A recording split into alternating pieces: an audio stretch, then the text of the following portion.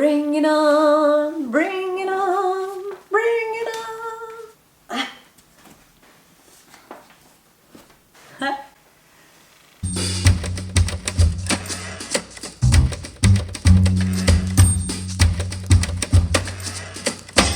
Hello mes petits millefeuilles et la tapenade, j'espère que vous allez bien. Je suis absolument ravie de vous retrouver aujourd'hui pour vous présenter ma pile à lire estivale composée des 20 livres qui vont accompagner mon été, qui à mon sens a déjà commencé il y a quelques semaines parce qu'il fait plus de 30 degrés dehors. J'ai dû fermer toutes les fenêtres pour éviter les bruits parasites, je suis à 2 doigts de l'asphyxie, mais pour contrebalancer ça, j'ai revêtu ma combinaison pastèque et en plus je suis d'une humeur radieuse, donc quoi de mieux, quels meilleurs auspices pour attaquer cette vidéo. Je vous propose qu'on s'y colle tout de suite. Et on ouvre les hostilités avec un roman plutôt replay qu'il me tarde de découvrir. Il s'agit de Zephyr, Alabama, écrit par Robert McCammon et publié aux éditions Monsieur Toussaint Louverture. Et pour ne rien vous cacher, si je suis autant emballée, c'est parce que j'ai eu l'occasion de feuilleter les premières pages il y a de ça quelques jours. Et mamma mia Je pense qu'on va se diriger gentiment vers un coup de cœur parce que la plume et l'ambiance et la façon dont la narration est prise en charge, c'est tout à fait ma came. Et pour vous en dire un petit peu plus sur le résumé, dans cette histoire on va suivre un petit garçon qui vit à Zephyr en Alabama et un jour, tandis qu'il accompagne son père qui est laitier dans sa tournée matinale, ils vont tous les deux assister à un accident de voiture plutôt dramatique puisque le véhicule va terminer sa course directement dans le lac et son papa, en voulant sauver le conducteur, va se rendre compte que celui-ci est totalement nu et déjà mort et attaché au volant de sa voiture. Donc c'est une entrée en matière plutôt fracassante et je crois que tout simplement ça va être du récit tranche de vie au fur et à mesure des années qui s'écoulent, avec quand même en toile de fond cette espèce de mystère et ce souvenir terrifiant, traumatisant de ce jeune garçon. Et je n'en sais sincèrement pas grand chose de plus, il n'y a aucun résumé au dos, donc je vous dis ça juste en fonction des quelques premières pages que j'ai eu l'occasion de découvrir, mais très intriguée et très enthousiaste je suis. Pour la suite des réjouissances, on reste aux États-Unis, toujours dans un roman d'ambiance avec Fup, l'oiseau canadèche, qui était écrit par Jim Dodge et illustré par Tom Ogomat. C'est publié aux éditions Tichina et dans cette histoire on va suivre Titou, un petit garçon qui va être envoyé dans la ferme de son pépé Jack qui apparemment est assez porté sur la bouteille, et ça va tout simplement être le récit de ce temps qu'ils vont passer ensemble avec beaucoup de réflexions autour de la nature, autour du temps qui s'écoule, et le tout relevé par un drôle d'oiseau au sens littéral qui va se greffer à cet improbable duo. On me l'a plusieurs fois vendu comme un roman très solaire, le tout accompagné d'extraordinaires et sublimes illustrations pleines de nature, de respiration et de rayons lumineux, donc je pense que c'est tout à fait indiqué pour cet été. Pour la suite, permettez-moi de faire d'une pierre deux coups, et je pense que vous allez très rapidement comprendre pourquoi, puisque j'ai évidemment prévu de lire Anne d'Ingleside de Lucy Maud Montgomery, publié aux éditions Monsieur Toussaint Louverture. C'est le 6e tome des aventures de ma très chère Anne, que j'avais essayé, je l'avoue, sans succès de découvrir pendant mon séjour à la maternité quand Mia venait de naître, et autant vous dire que j'avais clairement pas la tête ni la capacité de concentration nécessaire pour apprécier ce texte. Mais maintenant que j'ai un peu plus de temps et que les beaux jours sont là, toutes les conditions sont réunies pour enfin poursuivre mon aventure. Et le deuxième titre que je vous présente, toujours dans ma pile à lire et qui est associé à mon sens à celui-ci, vous allez très vite faire le lien, il s'agit de House of Dreams, The Life of Lucy Maud Montgomery. Donc c'est une biographie qui est écrite par, je ne me souviens plus, Liz Rosenberg, et qui est en plus illustrée. Je crois que c'est destiné plutôt à un public relativement jeune, donc ça va être très accessible et c'est plutôt condensé. J'espère en tout cas que ce ne sera pas censuré, qu'on va quand même s'apesantir et revenir sur les épisodes beaucoup plus tragiques qui ont parsemé le parcours de Lucy Maud Montgomery. Et c'est Amélie, l'une d'entre vous, qui avait eu l'adorable geste de me l'offrir directement en provenance de ma wishlist. Donc encore merci Amélie si tu passes par là. Et quoi de mieux pour occuper mes longues après-midi de rêverie estivale que de les passer aux côtés de celle qui a donné naissance à Anne. Franchement, je ne sais pas. Donc on peut dire sans rougir que je vais avoir ma dose de Lucy Maud Montgomery cet été, et tant mieux. Le prochain livre à se trouver en haut de la pile, laissez-moi vous dire qu'il me fait très envie également. Il s'agit de The Grace of Wild Things, qui est écrit par Heather Fawcett et qui nous raconte l'histoire de Grace, une petite fille qui visiblement n'est douée à rien d'autre qu'en magie, et elle va s'échapper de l'orphelinat dans lequel elle n'est pas hyper bien traitée ni reconnue pour essayer de se faire engager en tant qu'apprentie fille auprès d'une sorcière qui n'a pas très bonne réputation, sauf que cette dernière n'est visiblement pas très intéressée. Grace va donc passer un marché avec elle. Si elle arrive à retenir au moins la moitié de tout ce que contient le grimoire que va lui proposer cette sorcière, elle deviendra son apprentie, mais dans le cas contraire, la magicienne récupérera tous les pouvoirs de la petite fille sans aucun espoir de les récupérer. Si le nom de l'autrice vous évoque vaguement quelque chose, c'est tout à fait possible puisqu'on a énormément vu l'une de ses parutions adultes tourner sur les réseaux sociaux il y a ça quelques temps, puisque c'est celle qui a écrit Emily's Encyclopedies of Fairies, quelque chose dans cet esprit-là qui a beaucoup fait parler de lui. Et j'avoue que j'ai un peu hésité entre les deux au moment de découvrir sa plume, sauf qu'en me renseignant un petit peu plus avant, j'ai entendu une youtubeuse américaine chroniquer The Grace of Wild Things en disant que c'était Anne de Green Gables avec des fées. Alors évidemment toutes les alarmes se sont déclenchées dans mon cerveau et je me suis précipitée sur ce titre. Promis, cette fois on change d'ambiance et on va passer à un cozy mystery, ce qui va peut-être vous désarçonner parce que vous savez que je ne suis pas très friande de ce genre habituellement, sauf que je suis tombée un peu par hasard en fouillant sur internet il y a de ça quelques mois sur Crime and Poetry, qui est écrit par Amanda Flower et qui nous raconte l'histoire de Violette, une jeune femme qui va être un petit peu piégée par sa grand-mère pour revenir travailler avec elle dans leur bibliothèque magique, où en gros dans ce magasin ce sont un peu les livres qui choisissent les clients et qui vont venir voler directement jusqu'à vous. Donc rien que ça c'était intriguant, mais quand vous rajoutez un petit meurtre dans tout ça, le tout chez le même éditeur qui avait publié In the Company of Witches, que j'ai adoré l'automne dernier, bien évidemment que tous les signaux étaient ouverts pour que je fonce sur cette lecture. Pour la suite, on va quitter un instant le domaine des romans pour glisser vers celui des mangas, puisque j'ai bien entendu, évidemment ça coule de source, l'intention de lire la suite de Hirayasumi, donc le tome 2, toujours écrit par Keigo Shinzo et publié aux éditions du Lézard Noir. Et si jamais vous êtes passé à côté de mon coup de cœur pour le premier tome, je vous remettrai dans le petit ainsi qu'en barre d'infos la vidéo dans laquelle j'en fais une chronique très élogieuse, parce qu'alors niveau œuvre solaire, niveau chaleur humaine, bonheur intense qui colle parfaitement à l'ambiance estivale, vous ne pouvez pas mieux tomber que Hirayasumi, qui raconte l'histoire de Hiroto, un trentenaire qui vit à Tokyo. En cela coulant douce, il a un petit boulot à mi-temps pépère et il adore folâtrer avec les petits vieux et petites vieilles du quartier qui lui rendent tout cet amour, à tel point qu'il avait fini par se lier d'amitié avec une vieille femme un peu ronchonne mais quand même très attachante qui l'invitait à dîner 2 fois par semaine chez elle, et le jour où elle va décéder, Hiroto va hériter de sa maison dans laquelle il va s'installer avec sa petite cousine qui débarque dans la grande ville pour commencer ses études à l'université, et ça va tout simplement être le récit de leur cohabitation avec tout ce que ça suppose d'ajustement et de réflexion sur la vie. J'adore le travail de ce mangaka, mais là on a atteint la quintessence parfaite de ce qu'il est capable de produire en termes de dessin et de bonnes ondes.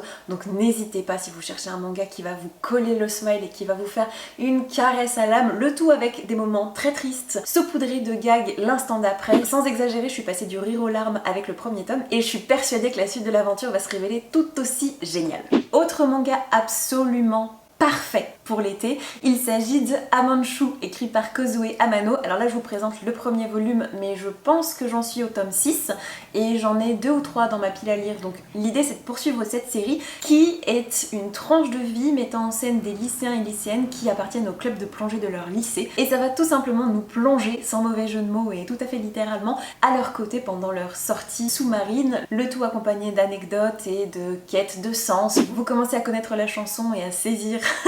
très profondément quels sont mes goûts, et en plus Kozue Amano, si ça peut vous donner envie de découvrir cette série, c'est l'autrice à qui on doit l'extraordinaire Aria the Masterpiece, mon manga préféré. Même si Amanchu est en dessous, il y a quand même des petites touches qu'on retrouve par-ci par-là qui sont plutôt similaires, et ça reste très doux, très tendre et reposant, déstressant, presque méditatif, donc impatience quand tu nous tiens. Et si jamais vous en avez un peu ras la casquette de toute cette bonne humeur, soyez sans crainte, je vais vous présenter 2 bouquins qui fonctionnent ensemble puisqu'ils sont publiés chez le même éditeur et qui, à mon avis, vont m'arracher des sanglots infini, à commencer bien sûr par l'extraordinaire Betty de Tiffany McDaniel, publié aux éditions Gallmeister dans leur collection Totem. J'ai pas tellement besoin de vous faire un résumé parce que ce livre est renommé et acclamé par la critique depuis des lustres, et je m'étais encore jamais lancée dans l'œuvre de Tiffany McDaniel, mais j'ai à la fois l'intention de lire Betty mais aussi L'été où tout a fondu, puisqu'il vient tout juste de sortir en poche, donc j'ai la ferme intention de me le procurer et de l'incorporer à cette pile à lire. Donc vous pouvez considérer que cet été je découvre et je lis Tiffany McDaniel dans son intégralité. Et dans Betty plus particulièrement, on va suivre l'histoire d'une petite fille qui est 6ème de 8 enfants. Sa mère est blanche, son père est cherokee, et à cause de ça elle va subir de plein fouet le racisme, et ça va tout simplement être une fresque familiale apparemment déchirante. Donc je vais me munir très en amont d'une boîte de mouchoirs parce que mon petit cœur n'est plus tout à fait ce qu'il était déjà, que j'avais la larme facile, mais alors depuis que je suis maman, laissez-moi vous dire que c'est amplifié fois 1000. Et histoire de bien me mettre la tête sous l'eau, je vais découvrir un autre auteur dont j'entends énormément de bien depuis des années, en la personne de Pete Fromm. Et pour ça je me suis dit, quoi de mieux que La vie en chantier, à savoir un homme qui va perdre sa femme au moment de l'accouchement et qui va se retrouver tout seul avec sa petite fille à une maison qu'ils étaient en train de retaper sur les bras. Je sais pas ce que j'essaie d'expier en voulant lire ça, mais je suis persuadée que ça va forcément beaucoup résonner, que ça va me parler, et tout le monde n'arrête pas de dire à quel point cet auteur est un génie des mots. Donc une thématique qui m'appelle profondément, le tout servi par une plume délicieuse. Je pense que tous les ingrédients du succès sont là. Et une fois que j'aurai lu ça et que mon moral sera bien enfoncé dans mes tongs, je vais essayer de respirer un grand coup avec La Galaxie vue du sol, écrit par Becky Chambers et publié aux éditions de l'Atalante, qui est le 4e et dernier opus de sa série Les Voyageurs, qui peuvent quand même plus ou moins être lus indépendamment. Donc là je vais juste vous dire qu'en gros on va suivre des nouveaux personnages qui ouvrent une auberge intergalactique dans laquelle tout un tas d'espèces sont amenées à se croiser. Donc l'établissement a vraiment été pensé pour être accueillant et le plus inclusif possible. Autant vous dire que cette série, cette saga fait partie de mes gros coups de cœur et de ma grosse découverte de l'autrice en 2023. Donc je suis très impatiente et à la fois très triste de terminer cette série. Comme depuis l'arrivée des beaux jours, je suis un peu assoiffée de science-fiction, ça va être l'occasion d'assouvir mes envies tout en terminant une saga, ce qui n'est pas négligeable, le tout avec de quoi faire fondre mon petit cœur, encore une fois. Décidément. Pour m'accompagner au mieux durant les prochaines semaines, j'ai également repéré un titre que je n'ai pas encore acheté, mais dont je peux vous parler puisqu'il s'agit de Fleur d'Oko de Laetitia Danae, publié aux éditions Hachette, dans lequel on va suivre l'histoire d'Oko, une petite fille qui vit dans une société dans laquelle la magie est réservée aux hommes, sauf que cette dernière est capable de parler aux fleurs. Alors le jour où va débarquer dans son village le plus grand envoûteur de cette société qui est en quête d'un aspirant, d'un apprenti, elle va postuler et devoir essayer de tracer sa route parmi d'autres apprentis qui visiblement veulent en découdre aussi. Donc j'ai l'impression que ça va être des épreuves magiques, le tout plutôt très jungle et imaginé par une autrice reconnue pour sa plume. Quoi de mieux pour passer l'été la tête dans les plantes? Pour celles et ceux qui me suivent sur Instagram, vous n'êtes pas sans savoir, c'est le moins qu'on puisse dire, que je suis en plein dans ma découverte et de mon premier visionnage de Downton Abbey, et que pour rester dans cette dynamique de grande propriété anglaise avec des histoires de haute société mêlées à celles des domestiques, j'ai décidé de lire le premier tome de la saga des Cazalet qui s'appelle Été anglais, qui est écrit par Elizabeth Jane Howard et qui a très bonne presse. J'attends du drame, un florilège d'émotions, des trahisons, des coups dans le dos et beaucoup d'amour. Donc j'espère que Home Palace en 1937 m'apportera tout ça et même plus. On poursuit cette pile à lire avec un autre roman que je n'ai pas en physique. Il s'agit du Dit du Mistral, qui est écrit par Olivier Mac Bouchard et publié aux éditions du Tripod. Et j'avoue que la couverture m'a tapé dans l'œil en librairie, que j'aime beaucoup cette maison d'édition qui fonctionne au coup de cœur, qui n'a pas vraiment de ligne édito si ce n'est celle de la qualité et de l'appréciation personnelle de son fondateur. Donc j'ai très envie de me laisser porter et de découvrir un autre texte choisi par ses soins. Et comme je ne sais pas trop comment vous résumer ce livre, je vais tout simplement vous lire la 4e de couverture qui nous dit ceci. Après une nuit de violent orage, un homme voit toquer à la porte de sa maison de campagne Monsieur Sekaya, le vieux paysan d'à côté. Qu'est-ce qui a pu pousser ce voisin secret, bourru, généralement si avare de paroles, à venir jusqu'à lui? L'homme lui apporte la réponse en le conduisant dans leur champ mitoyen. Emporté par la pluie violente et la terre gorgée d'eau, un pan entier d'un ancien mur de pierre sèche s'est éboulé. Or, au milieu des décombres et de la glaise, surgissent par endroits de mystérieux éclats de poterie. Intrigués par leur découverte, les deux hommes vont décider de mener une fouille clandestine, sans se douter que cette décision va chambouler leur vie. C'est le début d'un voyage, un roman sur l'amitié, la transmission, sur ce que nous ont légué les générations anciennes et ce que nous voulons léguer à celles à venir. C'est un récit sur le refus d'oublier, une invitation à la vie où s'entremêlent histoire, légende et rêve. C'est une fenêtre ouverte sans bruit sur les terres de Provence, la photographie d'un univers, un télescope aimanté par les dieux. Provence, Mistral, transmission, amitié, n'en dites pas plus, la coupe est pleine. Pour rester dans cette thématique de Provence, de Mistral, de lavande et de cigale, je vais également lire Persona qui est écrit par Yelena, c'est publié aux éditions Hachette. Et j'avoue que je ne sais pas grand chose sur ce roman, si ce n'est qu'on va suivre Andrea, une jeune femme dotée de pouvoirs magiques, précisément dans une société où leur seule conséquence est de vous voir rejeté comme un paria, sauf si vous décidez de vous engager dans un ordre très particulier qui va vous permettre de rester dans la société, sauf que là vous perdrez votre magie. Et Andrea décide qu'aucun de ses choix ne lui convient et elle va essayer de s'arracher au carcan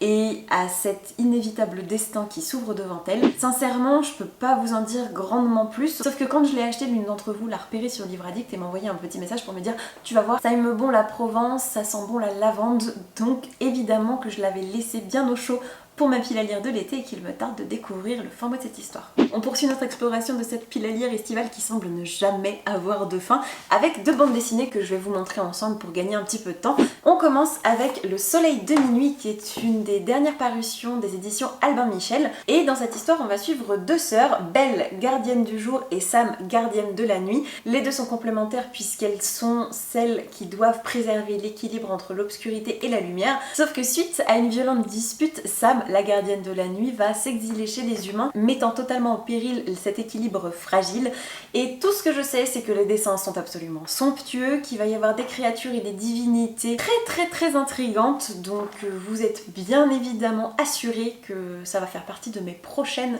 très prochaine lecture. Et dans un genre totalement différent, je vais également lire Peace Mémé, le dernier roman graphique signé par Cathy Bor. C'est publié aux éditions d'Argo et je crois que là, le postulat de départ, c'est qu'on va suivre 4 amis qui ont des vies assez différentes mais qui vont décider de tout plaquer pour ouvrir ensemble un lieu un petit peu atypique qui s'appellerait Peace Mémé. Si un jour on gagne au loto, on ouvre un bar à tisane et on l'appelle Peace Mémé. Chiche, enfin faudrait de la bière aussi et des cours de yoga et un coin librairie, de la bière bio et locale. En gros, c'est tout simplement comment réinventer sa vie avec de l'entraide, le tout avec un projet un peu solidaire et atypique. J'ai pas voulu en savoir plus, on me dit un bar à tisane, une librairie où on peut faire du yoga, le tout signé par Cathy Bor. Évidemment que j'ai investi les, je crois, 21 € nécessaires pour pouvoir découvrir cette histoire. Et si avec ça vous n'avez pas eu votre compte de bonnes ondes et d'entraide, je vous propose de lire avec moi Conseil de lecture pour âme égarée qui est écrit par Sarah Nisha Adams. C'est la nouvelle publication qui sort la semaine prochaine aux éditions Nami le 20 juin, n'hésitez pas à noter la date. Et dans cette histoire on va suivre Alisha qui est une femme qui travaille à la bibliothèque le temps d'un été et qui visiblement trouve les journées un petit peu longues jusqu'à ce qu'elle se plonge dans certains romans qui vont lui apprendre beaucoup de choses sur elle, et nourrie de plus en plus par cet amour grandissant des livres, elle va faire la rencontre d'un vieux monsieur qui vient lui demander conseil et les deux vont se lier d'amitié autour de leur roman préféré. Lecture, transmission, amitié, découverte de soi à travers les personnages de fiction. Toute personne qui aime la lecture aura envie de se précipiter sur ce titre en lisant ce résumé. Et je n'ai pas du tout fait exception à la règle. Toujours des bonnes ondes et du soleil, le tout avec un bouquin qui va me permettre de terminer une saga, même si j'avoue que j'ai triché parce que j'ai squeezé le deuxième tome de cette trilogie. Il s'agit de Act Your Age, Eve Brown, écrit par Talia Hibbert. C'est une série de romances contemporaines dont les tomes sont plus compagnons que réellement des suites les uns des autres. Et le premier tome s'appelait Get a Life Chloe Brown. On suivait donc le personnage de Chloé, l'aînée des 3 sœurs qu'on suit dans cette série, qui était atteinte de douleurs chroniques et qui allait vouloir quand même sortir un petit peu de sa zone de confort, le tout aidé par son concierge. Et là je crois qu'on suit la cadette Eva qui va débarquer un peu par accident dans un bed and breakfast et demander au gérant d'être embauchée. Sauf que c'est un peu la lune et le soleil, ils sont vraiment comme chat et chien, mais bien évidemment qu'il pourrait y avoir quelques petits sentiments naissants finissant et apparemment c'est le plus drôle des trois. Et j'avais pas très envie de découvrir l'histoire de la sœur qui bosse à l'université, donc je me suis dit comme c'est des tomes compagnons, ça m'empêchera pas du tout de poursuivre l'aventure, donc au moins je vais me faire plaisir et je suis pratiquement sûre de passer un très bon moment. Et encore une fois, quand j'en aurai bien soupé de toutes ces bonnes ondes, je me suis glissée un petit thriller psychologique avec Mother Thing qui est écrit par Ainsley Hogarth et qui raconte l'histoire de Abby qui s'est mariée avec Ralph et qui va emménager avec son mari et sa mère. Elle est plutôt contente parce qu'elle a vécu une enfance assez traumatisante et elle est en recherche, en quête, en demande d'une figure maternelle pour la prendre un petit peu sous son aile et elle espère trouver ça chez sa belle-mère avec qui jusqu'à présent c'était pas tout à fait gagné, mais elle a bon espoir qu'en vivant sous le même toit les choses vont finir par se lisser, sauf qu'apparemment pas du tout, je crois que sa belle-mère ne voit pas d'un très bon œil cette union et qu'elle risque de dépasser un petit peu les bornes pour essayer de faire fuir Abby. J'en sais pas davantage, mais je suis très intriguée par ce résumé. Il y a d'excellents retours autour de ce roman, donc affaire à suivre. Et je vous propose de clôturer cette pile à lire avec un roman graphique que j'ai déjà commencé et qui n'est autre que My Hunt is a Monster de Rémi Naï. C'est une version anglaise parce qu'à ce jour ça n'a pas été traduit, mais peut-être que les éditions Kinaï, à qui on doit la version française de Séance Tea Party et Le Marchand de tapis de Constantinople de cette même autrice, aura pour envie de publier toute sa bibliographie. En tout cas j'ai bon espoir. Et dans cette histoire on va suivre Safia, une petite fille issue d'un couple de libraires passionnés par les voyages, passionnés par la lecture, avec qui elle coule une enfance très heureuse puisqu'ils habitent tous les trois dans la librairie dont ils sont propriétaires, jusqu'au jour où un terrible incendie va venir détruire l'établissement et coûter la vie aux deux parents. Safia va donc être placée dans un établissement pour orphelins jusqu'au jour où, des années plus tard, on va retrouver la trace de sa tante qui visiblement était à l'étranger, elle serait un peu aventurière, un peu voyageuse, sauf qu'on sait pas grand chose d'elle, si ce n'est qu'elle serait un petit peu bizarre, les gens la prennent pour un monstre, elle vivrait dans une maison hantée, et en effet il s'est passé quelque chose de plutôt tragique dans l'histoire de cette femme, sauf que Safia étant aveugle, elle ne va pas se rendre compte de cette différence physique dont semble souffrir sa tante, et les deux vont donc former un duo incroyablement mignon pour notre plus grand plaisir. Et c'est sur ce dernier titre que s'achève cette vidéo, j'espère sincèrement de tout cœur qu'elle vous aura plu, n'hésitez surtout pas à me dire s'il vous plaît dans les commentaires ce que vous avez l'intention de lire pour cet été, sauf si vous avez déjà attaqué, n'hésitez pas non plus à me dire quelles sont vos découvertes là pour cette année 2023, j'ai très hâte de discuter lecture avec vous. En attendant de vous lire, je vous souhaite comme d'habitude de merveilleuses rencontres de papier et je vous dis à la semaine prochaine pour une vidéo qui sera un nouveau vlog. Prenez soin de vous, je vous embrasse et à très vite. Ciao ciao. If we could run it, if we could run